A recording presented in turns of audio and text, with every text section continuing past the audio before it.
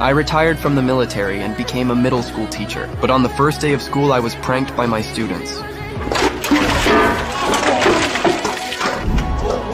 My lightning-fast reaction left the students waiting to laugh completely stunned, but what they didn't know was that I had served in the Navy SEALs and survived real bullets and real war. I simply grew tired of the cruelty of the battlefield, so I chose to return to my hometown. Then I casually walked to the podium and wrote my name and phone number on the board. But then my phone suddenly rang in my pocket. A familiar voice came through the line. I turned and saw those mischievous faces trying not to laugh, and I felt helpless.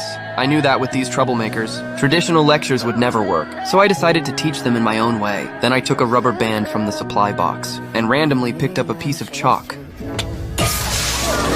The students who were proud a moment ago instantly panicked. I stood under my umbrella watching them with satisfaction, but the students were unconvinced and secretly discussed ways to get me fired. The next day the classroom was strangely quiet. The students acted more restrained, but their eyes were still full of disdain. So to get them to listen, I told them they could smoke in class, and that if they answered 3 of my questions correctly, I'd let them leave early. Then I told a student to take out a pack of cigarettes and asked them what chemicals cigarettes were made of. John was lucky enough to answer everything right and left the room smugly while everyone else envied him. The rest of the students instantly got excited. Everyone raised their hands at once, and I used the chance to teach them real knowledge. And gradually they started to enjoy my class, but the peace didn't last long. I was told that 5 students were facing expulsion for fighting, so I rushed to the scene and found my class fighting with the honor class. I quickly forced them apart and asked them why they were fighting.